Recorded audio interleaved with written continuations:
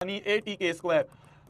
तो हमने ये पढ़ा मेरी जान कि हमने सिर्फ ये पढ़ा कि भैया पापा बीड़ी पियोगे, हाँ हाँ बेटा। हमने पढ़ा पापा बीड़ी पियोगे, हाँ हाँ बेटा। क्या होता है इसका मतलब? इसका मतलब होता है कि अगर ऊपर से देखे तो बन रहा है sign theta cos theta tan theta. Sine theta होता है P by H, cos theta होता है B upon H, tan theta होता है P upon B। I hope आपने ये याद कर लिए होंगे। फिर उसके बाद हमने पढ़ा H upon P वो होता है cosec theta, H upon B वो होता है सेक थीटा। क्यों? क्योंकि कॉस और सेक आपस में उल्टे होते हैं। B upon P होता है cot theta, B upon P होता है अपना कॉट थीटा। तो हमें यह समझ में आया कि साइन थीटा जो होता है वो कोसेक का उल्टा होता है। साइन थीटा और कोसेक थीटा आपस में उल्टे होते हैं। हमने ये पढ़ा कि जो कॉस थीटा होता है वो सेक थीटा का उल्टा होता है। कॉस और सेक आपस में उल्टे होते हैं। और हमने ये पढ़ा कि जो कॉट टेन थीटा होता है वो कॉट थीटा का उल्टा होता है, वो कॉट थीटा का उल्टा होता है। तो हम इन दोनों को यूज कर सकते हैं। साइन को 1 अपॉन कोसेक लिख सकते हैं या फिर कोसेक को 1 अपॉन साइन लिख सकते हैं। दोनों आपस में एक दूसरे के रेसिप्रोकल होते हैं। इन्हें कहते हैं रेसिप्रोकल वाली आइडेंटिटीज। इन्हें कहा जाता है रेसिप्रोकल वाली आइडेंटिटीज। एक दूसरे के रेसिप्रोकल होते हैं, रेसिप्रोकल वाली आइडेंटिटीज। ठीक है जी। एक और आइडेंटिटी है जो हमें याद करनी होगी, वो है मेरी जान कि जो टेन थीटा होता है वो sine theta upon cos theta होता है। साइन थीटा और कॉस थीटा का अगर मैं रेशो ले लूं तो वो टेन थीटा के बराबर होता है। क्या मैंने सही बोला? शायद आप में से कुछ बच्चे जो स्कूल में पढ़ लिए होंगे उनको पता होगा, बट जिसको नहीं पता कोई बात नहीं, नई आइडेंटिटी है। Tan theta sine upon cos होता है, ठीक है। और अगर मैं इसको उल्टा कर दूं, तो अगर मैं इसको कॉस अपॉन साइन कर दूं, तो वो टेन का उल्टा हो गया कॉट थीटा। तो कॉट थीटा होता है कॉस अपॉन साइन थीटा। ये भी बहुत इंपॉर्टेंट आइडेंटिटीज है मेरी जान, जो हमें याद होनी चाहिए। कोई बच्चा कहेगा भैया ऐसा क्यों होता है? Tan theta sine theta upon cos theta क्यों होता है? देखो, sine theta upon cos theta अगर मैं करूं तो साइन थीटा किसके बराबर होता है? साइन थीटा होता है P अपॉन H। तो साइन थीटा हो गया P upon H। Cos theta किसके बराबर होता है? B upon H। Cos theta किसके बराबर होता है? B upon H। देख रहे हो, H से H कट गया तो आ गया P upon B। P upon B किसके बराबर होता है? टेन थीटा के बराबर। तो देख रहे हो, sine theta upon cos theta tan theta के बराबर है। क्लियर है? जिस बच्चे ने प्रूफ पूछा था, साइन अपॉन कॉस होता है टेन के बराबर। ठीक है जी। हो गया प्रूफ। तो ये हमें याद रखना जरूरी है, बहुत इंपॉर्टेंट आइडेंटिटी है, इसको याद कर लो, इसको लिख लेना। अच्छा, इसके बाद हमने क्या पढ़ा इस चैप्टर में मेरी जान? हमने ये पढ़ा कि अगर मुझे एक ट्रिग्नोमेट्रिक रेशो पता हो तो मैं बाकी सारे ट्रिग्नोमेट्रिक रेशो निकाल सकता हूं। याद है पिछले लेक्चर में हमने पढ़ा था, खाली एक ट्रिग्नोमेट्रिक रेशो अगर पता चल जाए तो उससे मैं बाकी सारे ट्रिग्नोमेट्रिक रेशो निकाल सकता हूं। भाई मान लो मेरे को साइन थीटा दिया हुआ है, टू अपॉन 5, तो मेरे को पता चल जाएगा कि साइन थीटा होता है P अपॉन H। तो परपेंडिकुलर हो गया 2k, हाइपोटेन्यूज हो गया 5k। मैं पाइथागोरस थ्योरम लगा के बेस भी निकाल लूंगा, और जैसे ही मैं बेस निकाल लूंगा फिर मैं बाकी सारी ट्रिग्नोमेट्रिक रेशोज निकाल लूंगा। याद आ रहा है? ये हमने पढ़ा था। ये बहुत इंपॉर्टेंट चीज है मेरी जान, यही सबसे इंपॉर्टेंट चीज है जिसको हमें दिमाग में रखना चाहिए। खाली एक ट्रिग्नोमेट्रिक रेशो की देरी है, अगर एक पता चल जाए तो बाकी सारे हमें पता चल जाएंगे। ठीक है जी, ये हमने पिछली क्लास में पढ़ा था। इस तक हम पिछली क्लास में पहुंच गए थे। आगे बढ़ते हैं, कुछ क्वेश्चंस करेंगे, फिर आगे कॉन्सेप्ट्स बढ़ेंगे। इस तरह से हमारी गाड़ी आगे बढ़ती रहेगी। तो क्वेश्चन कहते हैं मेरी जान, एक ट्रायंगल ABC है जिसमें एंगल B 90 डिग्री है। ठीक है जी, ध्यान से देखो, एक राइट एंगल ट्रायंगल है, हमें पता है ट्रिग्नोमेट्री राइट एंगल ट्रायंगल पे चलती है। तो एंगल B जो है हमारा एंगल B 90 डिग्री है। तो A यहां होगा B और फिर C मान लो। ठीक है, हमें दिया हुआ है AB upon AC 1/2। AB upon में AC ये हमें 1/2 दिया है, और हमसे पूछा है कॉस ऑफ एंगल C बताओ। कॉस ऑफ एंगल C मतलब एंगल C को रेफरेंस माना है ना। कॉस ऑफ एंगल C मतलब एंगल C को रेफरेंस माना है। एंगल C को रेफरेंस माने, 90 के सामने वाला होता है हाइपोटेन्यूज, जिस एंगल को रेफरेंस मान रहे हैं उसके सामने वाला परपेंडिकुलर, बचा हुआ बेस। तो हमें अगर निकालना है, हमें टू फाइंड हमें करना है, क्या फाइंड करना है मेरी जान? हमें करना है cos of angle C। Cos theta क्या होता है? B upon H। तो B क्या है? बेस है BC अपॉन में, भाई B अपॉन H होता है। ठीक है, कॉस थीटा हो गया B अपॉन H। तो बेस क्या है? बेस है BC अपॉन में हाइपोटेन्यूज क्या है? AC। तो BC अपॉन AC अगर मुझे पता चल जाए तो काम बन जाएगा। अगर मुझे BC और AC का रेशो पता चल जाए तो काम बन जाएगा। कैसे पता करूंगा? CBSE 2025 का क्वेश्चन है, अभी का, एक साल पहले का। मैंने आपको बताया था जब भी रेशो दी जाती है तो उसको कैसे सॉल्व करते हैं मेरी जान? हम मान लेते हैं कि AB जो है वो हो गया 1k और जो AC है वो हो गया 2k, है ना। AB बराबर 1k, AC बराबर 2k, ये हमने मान लिया। तो AB की वैल्यू क्या है? AB है ये हो गया 1k, और AC क्या है? 2k, AC है ये हो गया 2k। तो हमें परपेंडिकुलर पता चल गया, हाइपोटेन्यूज पता चल गया। क्या मैं बेस निकाल लूंगा? कैसे निकालूंगा? मैं पाइथागोरस थ्योरम लगा लूंगा। कि भाई पाइथागोरस थ्योरम पर हाइपोटेन्यूज का स्क्वायर बराबर परपेंडिकुलर का स्क्वायर प्लस बेस का स्क्वायर। हाइपोटेन्यूज क्या है? 2k, तो 2k का स्क्वायर बराबर परपेंडिकुलर का स्क्वायर, परपेंडिकुलर है 1k, तो 1k का स्क्वायर प्लस बेस का स्क्वायर। तो 2k का स्क्वायर हो गया 4k स्क्वायर बराबर k square plus b square. तो यहां से k स्क्वायर इधर चला गया, तो 4k square minus k square बराबर आ गया b स्क्वायर। तो b स्क्वायर की वैल्यू आ गई 3k स्क्वायर, तो b की वैल्यू आ गई root over of 3k square. तो जिसके पास स्क्वायर है वो तो बाहर आ जाएगा, तो b की वैल्यू आ गई √3k, बेस आ गया √3k। तो हमें क्या चाहिए, बेस अपॉन हाइपोटेन्यूज, बेस है √3k, अपॉन में हाइपोटेन्यूज क्या है, हाइपोटेन्यूज है 2k, k से k कट गया तो आ गया √3/2। तो हमारा जो cos c है वो आ रहा है √3/2, वो आ रहा है हमारा √3/2। अरे क्लियर है? तो सभी का आंसर सी ऑप्शन आ रहा होगा, सभी का आंसर यहां पे सी ऑप्शन आ रहा होगा।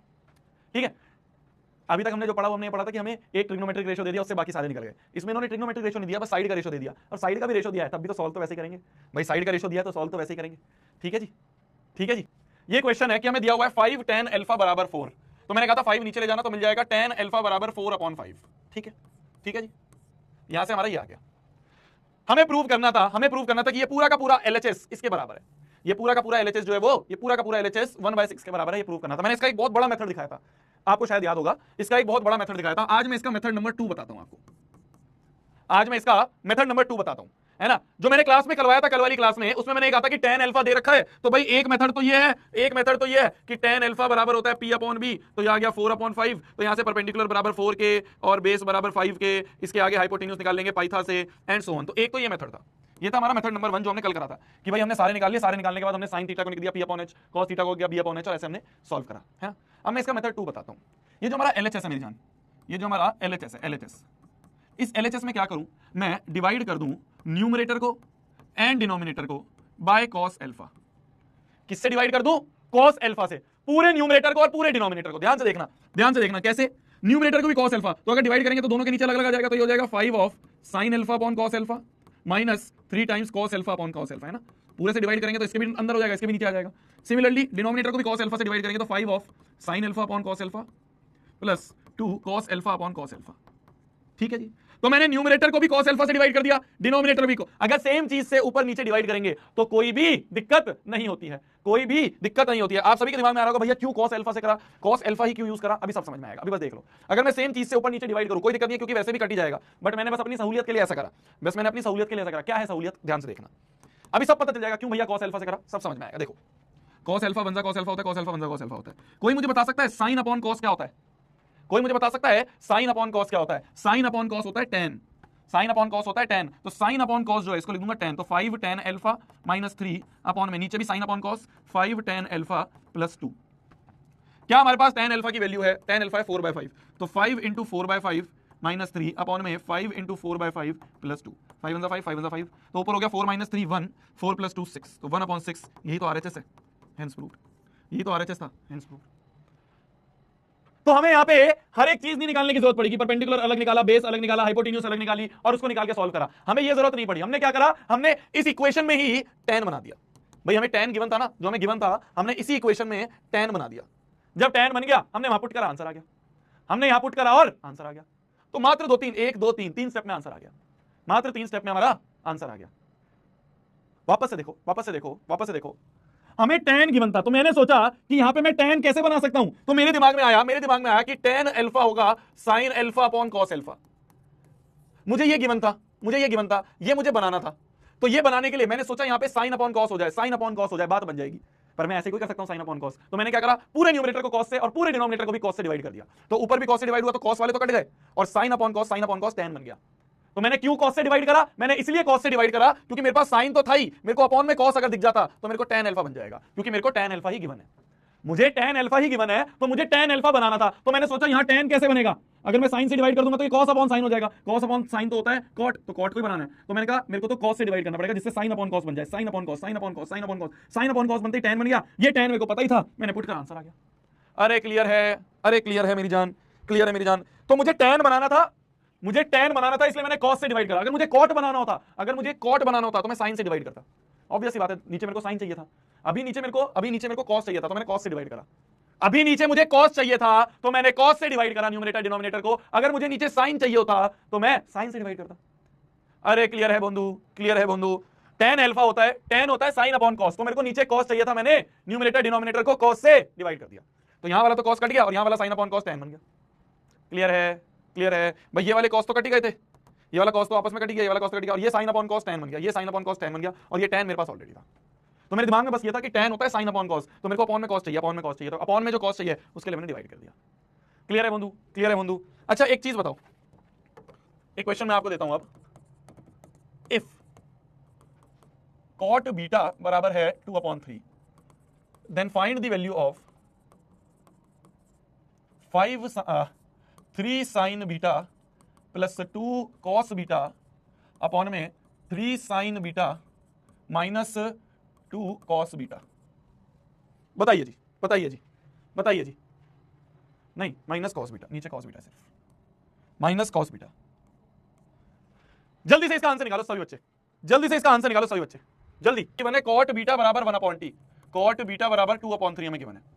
ठीक है जी, ठीक है जी, ठीक है जी। तो अगर ये 2/3 हमें गिवन है, कॉट क्या होता है? कॉट होता है कॉस अपॉन साइन, कॉट होता है कॉस अपॉन साइन। तो मेरे को डिनोमिनेटर में साइन चाहिए, तो मैं अगर इसको साइन से डिवाइड कर दूं ऊपर नीचे, तो इसके डिनोमिनेटर में, इसके डिनोमिनेटर में साइन मिल जाएगा। तो डिवाइड कर दो numerator and denominator by sine beta, sign beta से न्यूमरेटर डिनोमिनेटर को मल्टीप्लाई डिवाइड कर दो। ठीक है जी, चलिए। तो क्या हो जाएगा? 3 sine beta upon sine beta, upon sine beta plus 2 cos beta upon sine beta, upon में 3 sine beta upon sine beta minus में cos beta upon cos beta upon sine beta, upon sine beta से multiply divide कर रहे हैं sign beta से। ठीक है जी। तो साइन बन जा साइन, साइन बन जा साइन, कट गया। तो 3 तो ऐसा कैसा रह गया plus 2 into cos upon sine हो गया कॉट बीटा, अपॉन में यहां पे भी 3 ऐसा कैसा माइनस कॉस अपॉन साइन हो गया cot beta. 3 plus 2 into cot beta, cot beta क्या है? 2/3 अपॉन में 3 माइनस कॉट बीटा क्या है? कॉट बीटा, इस कॉट बीटा की जगह यहां पे लिख दूंगा 2/3। तो ऊपर भी एलसीएम ले लिया मैंने 3, नीचे भी एलसीएम ले लिया मैंने 3। तो ऊपर एलसीएम 3 लेंगे तो यहां पे अपॉन बने 1 3 जा 3, 3 3 जा 9 प्लस 2 2 जा 4, है ना? ये तो 4 ही हो रहेगा ऐसे कैसे, 3 3 जा 9 माइनस 2, तो ये ऊपर हो जाएगा 3 से 3 तो कट गया डिनोमिनेटर वाला, 9 4 हो गए 13 अपॉन में 9 माइनस 2 के 7, तो 13/7 is your answer. 13/7 is your answer. तो यहां पे हमें कॉट दिया हुआ था, तो कॉट दिया हुआ तो मैंने सोचा कि इस पूरी इक्वेशन में किसी तरह से कॉट बना दूं। तो मैंने इस पूरी इक्वेशन में किसी तरीके से कॉट बनाने की सोची, क्योंकि मुझे कॉट दिया हुआ था।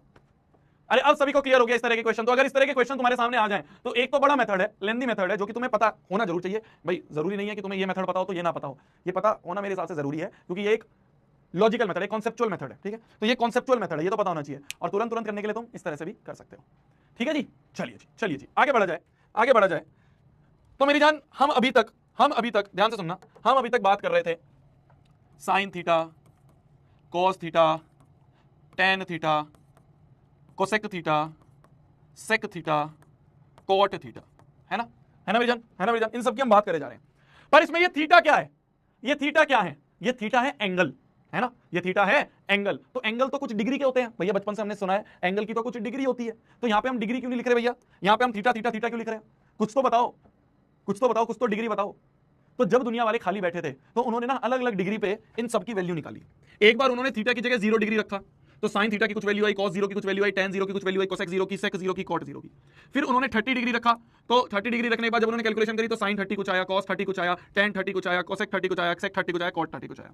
फिर उन्होंने 45 डिग्री रख के देखा थीटा की जगह। ये सब थीटा की जगह वैल्यूज रखी हैं।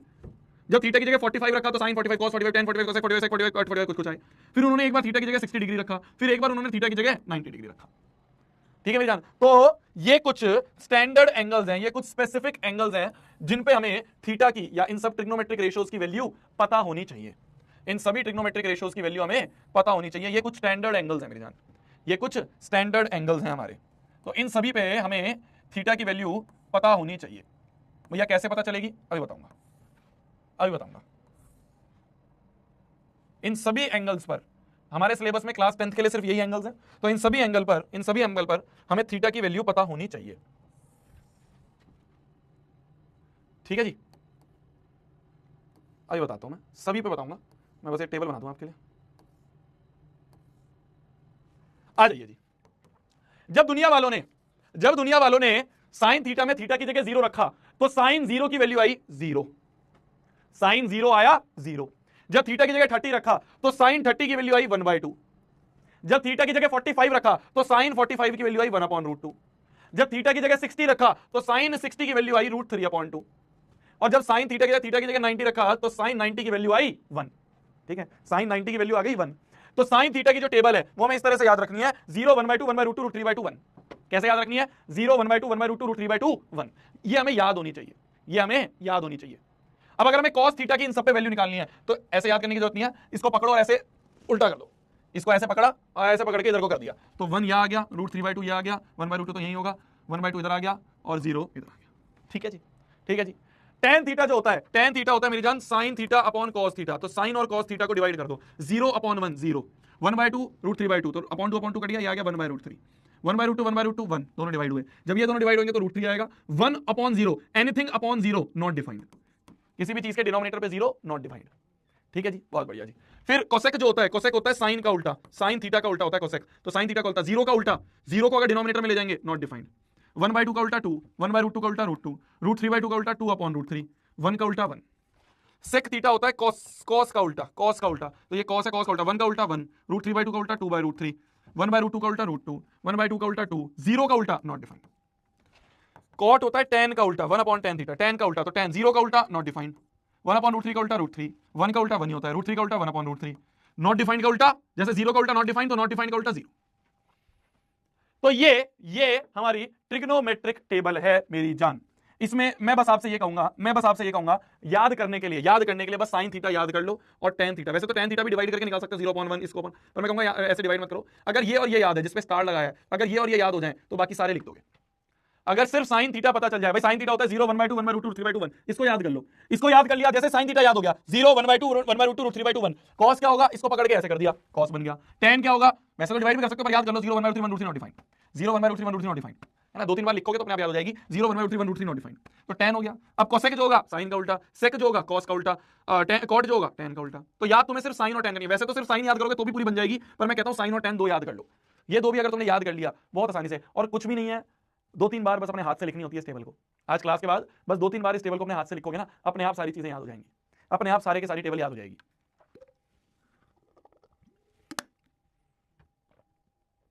ठीक है। तो और मैं ये कहूंगा, वैसे तो क्या है ना, जितनी ज्यादा प्रैक्टिस करते हैं, आज हमें याद करने की जरूरत नहीं पड़ती, आज हमें टेबल सोचने की जरूरत नहीं पड़ती, हमें दिमाग में एकदम आ जाता है कि भाई हमें कोसेक 30 निकालना है। तो कोसेक 30 मतलब साइन 30 का उल्टा, साइन 30 होता है 1/2, 1/2 का उल्टा 2, तो कोसेक 30 हो गया 2। समझ रहे हो? तो ऐसे दिमाग में बन जाती है टेबल पूरी। हमसे कोई बोले tan 30 बताओ, तो 0, 1/√3, 0, 1/√3 आ गया, 1/√3। तो दिमाग में बन जाती है टेबल जितनी ज्यादा हम प्रैक्टिस करते हैं। Maths is all about practice, आप सभी को पता है। तो ये एक बार याद करनी होती है। मैं तो बच्चों को ये भी बोलता हूं कि जब आप एग्जाम देने जाओ तो वहां पे ना जो आंसर शीट का लास्ट वाला पेज होता है उस पर बना लो आंसर शीट, क्वेश्चन पेपर नहीं, क्वेश्चन पेपर में बना होता है लिखना, उस पर लिखोगे तो उड़ा देंगे तुम्हें पेपर से बाहर। आंसर शीट में मैं कहता हूँ लास्ट में टेबल बना लो, जब भी क्वेश्चन आए तो पीछे जाके देख लो जो भी है। और एक बार टेबल बनाने में मात्र 30 सेकंड लगेंगे, कुछ ज्यादा टाइम लगता है। पीछे लिख दिया बस, साइन थीटा लिख दिया, साइन को पकड़ के ऐसे उल्टा करा, कॉस बन गया, इन दोनों को डिवाइड करा, tan बन गया, बस तीनों बन गए। साइन का उल्टा कोसेक, कॉस का उल्टा सेक, tan का उल्टा कॉट, बात खत्म।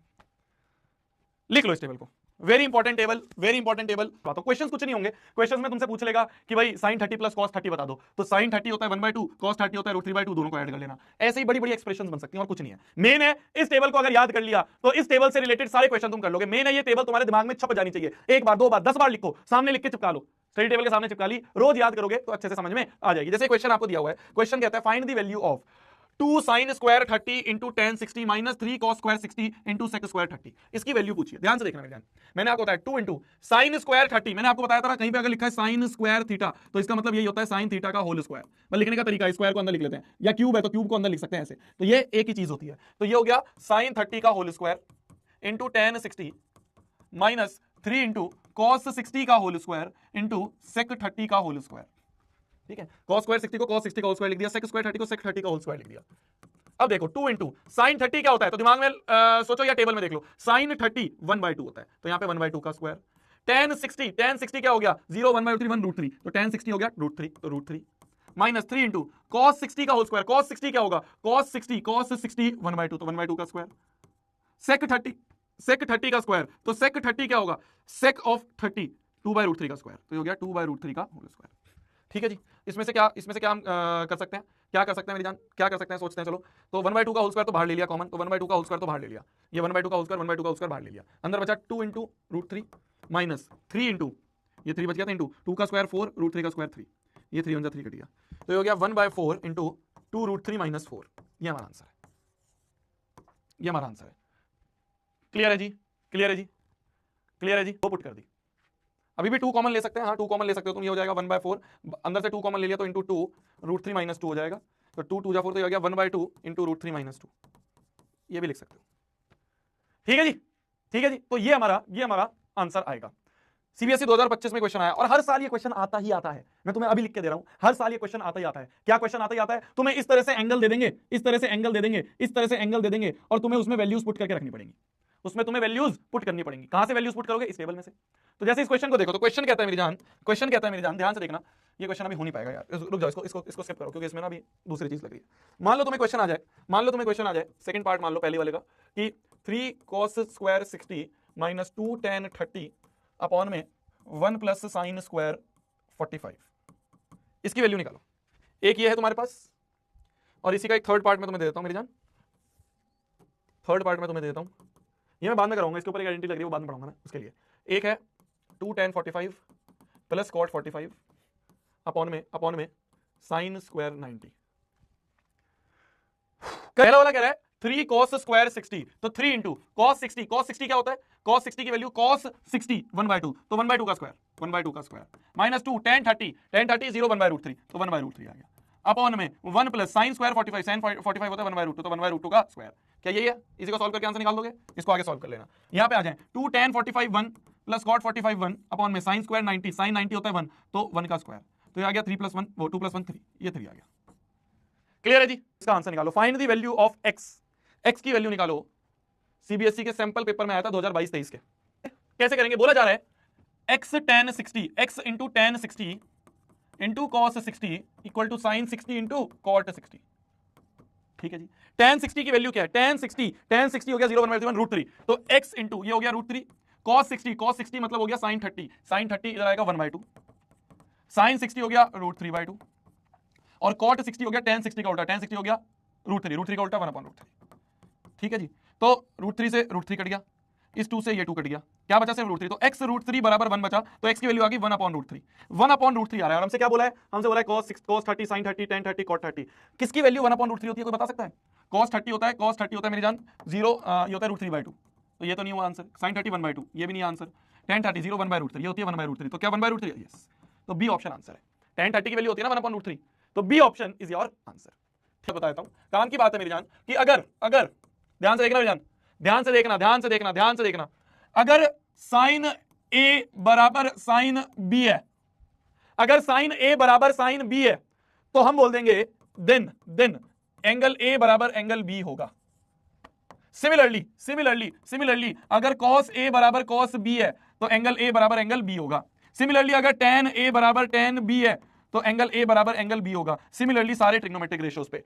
तो अगर सेम ट्रिग्नोमेट्रिक रेशियो है, मैं क्या बोल रहा हूं ध्यान से सुनना, मैं ये बोल रहा हूं कि अगर सेम ट्रिग्नोमेट्रिक रेशियो है, साइन cos tan, अगर सेम ट्रिग्नोमेट्रिक रेशियो है, तो एंगल भी बराबर होते हैं, कैसे? अगर साइन ए बराबर साइन बी है, तो वैसे तो नहीं होता है, पर मैं ऐसे बोल देता हूं, वैसे ही बोलना गलत है, ठीक है, मैथमेटिकली गलत है, बट मैं फिर भी बोल देता हूं, ये साइन से साइन कट गया, ए बराबर बी, ऐसे कटता नहीं है, क्योंकि मैंने आपको बताया था ये दोनों मल्टीप्लाई नहीं होते हैं, ये साइन इंटू ए नहीं होता, ये साइन इंटू बी नहीं होता, बट ऐसे हम मान लेते हैं कि अगर cos लिखा तो cos से cos कट गया, ये मैथमेटिकली सही नहीं है। मैं फिर बोल रहा हूं tan से tan कट गया, ए बराबर बी, बट याद करने के लिए हम इसको ऐसे कर सकते हैं कि भैया अगर सेम ट्रिग्नोमेट्रिक रेशियो है, अगर सेम ट्रिग्नोमेट्रिक रेशियो अगर है, तो हम कह देंगे कि वो एंगल बराबर हो जाएंगे। ठीक है, तो ये एंगल बराबर हो जाएंगे। क्या मेरी बात समझ में आई? इसका कन्वर्स भी ट्रू है, कन्वर्स इज ऑल्सो ट्रू। क्या है कन्वर्स? कन्वर्स कहता है कि अगर एंगल ए बराबर एंगल बी है, तो दोनों साइड कोई भी ट्रिग्नोमेट्रिक रेशियो ले लो। क्या ऐसे लिख सकते हैं कि टेकिंग साइन बोथ साइड्स, तो दोनों साइड साइन ले लो, तो साइन ऑफ एंगल ए बराबर साइन ऑफ एंगल बी, तो साइन ए बराबर साइन बी। दोनों तरफ कोई भी एक चीज ले सकते हो, तुम cos ले लो both sides, cos both sides ले लोगे तो cos ए बराबर cos बी हो जाएगा। सिमिलरली tan ले लोगे तो tan ए बराबर tan बी, सेम ट्रिग्नोमेट्रिक ले सकते हो, सेम ट्रिग्नोमेट्रिक रेशियो ले सकते हो, tan ए बराबर tan बी, सिमिलरली cosec ए बराबर cosec बी हो जाएगा। तो इस तरह से सेम ट्रिग्नोमेट्रिक रेशियो तुम ले सकते हो, इस तरह से सेम। इसका प्रूफ मैं बाद में बताऊंगा, अभी इसका प्रूफ तुम नहीं समझ पाओगे, ट्रायंगल जब चैप्टर आता है उसके बाद समझाऊंगा, बट तुम्हें चीज समझ में आ गई कि अगर सेम ट्रिग्नोमेट्रिक रेशियो है, अगर सेम ट्रिग्नोमेट्रिक रेशियो है तो एंगल बराबर, अगर सेम ट्रिग्नोमेट्रिक रेशियो है तो एंगल बराबर, सेम ट्रिग्नोमेट्रिक रेशियो है तो एंगल बराबर, और अगर एंगल बराबर है तो दोनों तरफ सेम ट्रिग्नोमेट्रिक रेशियो ले सकते हो, दोनों तरफ साइन ले लिया, दोनों तरफ cos, दोनों तरफ tan, सेम, अलग अलग से नहीं। ऐसा नहीं बोलोगे कि अगर जी साइन ए बराबर tan बी है तो तुम एंगल ए बराबर एंगल बी बोल दो, ऐसा नहीं कर सकते, सेम ट्रिग्नोमेट्रिक रेशियो होना चाहिए। क्लियर है जी, सेम ट्रिग्नोमेट्रिक रेशियो होना चाहिए। ठीक है, जैसे इसके ऊपर क्वेश्चन आते हैं कुछ इस तरह से, ध्यान से देखना।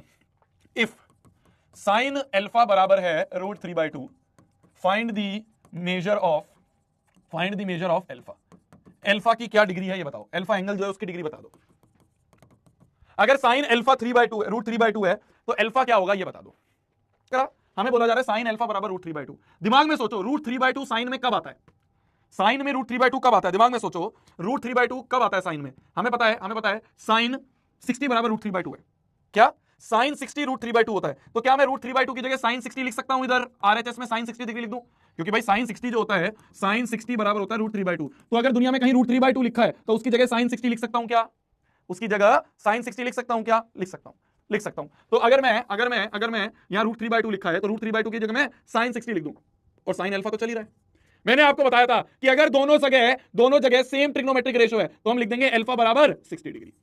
हम क्या लिख देंगे? अल्फा बराबर साइन 60। तो साइन से साइन कट गया, अल्फा बराबर 60। साइन से साइन कट गया, ऐसे दिमाग में रखेंगे, लिखेंगे नहीं, लिखेंगे कुछ ऐसे कि ऑन कंपेयरिंग, बस ऑन कंपेयरिंग हमने देखा अल्फा बराबर 60 डिग्री, बात खत्म।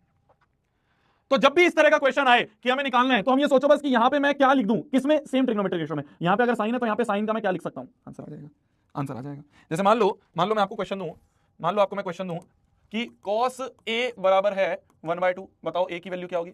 एंगल a क्या होगा बताओ? और मान लो है cot 2 बीटा, ये हमें दे रखा है, मान लो हमें √3। तो बताओ बीटा की वैल्यू क्या होगी? एंगल बीटा कितना होगा? बीटा कितना एंगल होगा ये बताओ। निकालेंगे, कैसे निकालेंगे मेरी जान? कैसे निकालेंगे? हमें यहां पे सोचना है कि हमें cos का क्या बना दूं, क्योंकि इधर cos है तो मैं सोचूंगा इधर भी cos का क्या बना दूं।